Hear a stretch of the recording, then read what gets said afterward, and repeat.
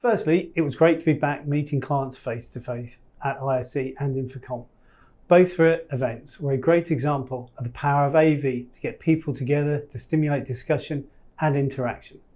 Now, while the numbers indicate that footfall was down for both events over previous years, there was still plenty for AV enthusiasts to get stuck into at both events.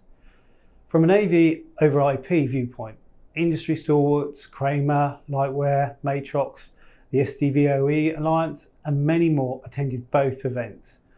While many vendors at ISE were focusing on the lower bandwidth solutions, it felt that at InfoComm the focus was on higher bandwidth solutions, i.e. 10 gig and above. A notable difference in the direction of the two geographies perhaps. Another notable difference between the two events was Ipmx. Interoperability, or the lack of it, has been a consistent theme and has until recently shown no sign of improving. The Alliance for IP Media Solutions aims, through its Internet Protocol Media Experience, is aiming to change this. Now, while there was plenty of focus on the issue at ISE, at InfoComm, AIMS hosted its first live interoperability demonstration of Internet Protocol Media Experience, the standards-based protocol designed to ensure interoperability for AV over IP. The first-of-a-kind demo featured networking equipment and hardware and software nodes running both Ipmx and SMPTE, the standard suite on which Ipmx is based. The demo also highlighted gateways between the two protocols, developer kits, and elements of Ipmx-enabled AV over IP workflows.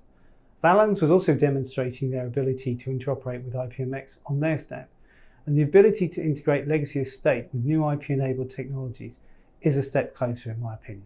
From an AV managed service point of view, we feel that the sector is starting to mature. This year, monitoring and management tools were also a feature across both ISE and InfoComm. Increasingly, enterprises want better visibility into their AV solutions. Vendors continue to improve their device management and deployment tools. Both Logitech and Poly continue to evolve Logitune and PolyLens. However, the threat from third-party platforms such as Utology and AVI SPL continues to grow. AVI SPL was showcasing its Symphony platform.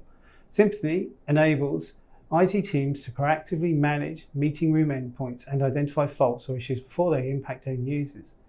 In line with enterprises' growing demand for collaboration software rooms, Symphony integrates with cloud collaboration services such as Microsoft Teams Rooms and Zoom Rooms.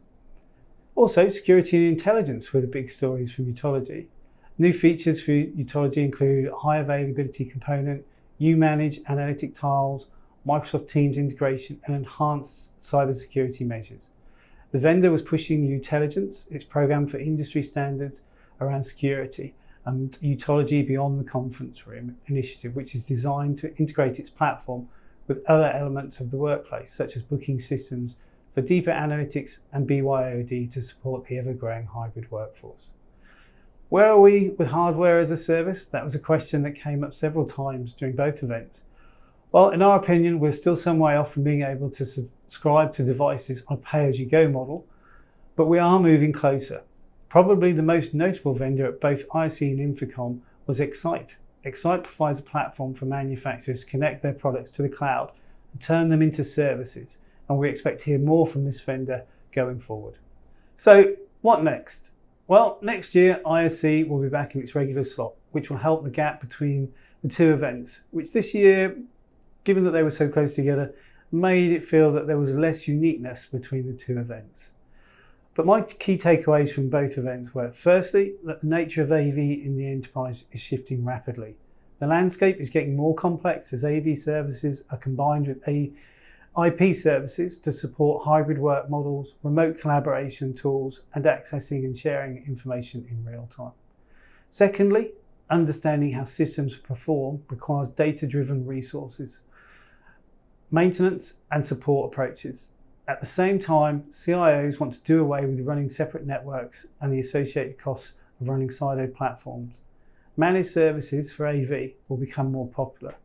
And lastly, AV devices, AV connectivity solutions, and managed AV services will increasingly be a crucial part of an enterprise's technology roadmap to achieving its goals.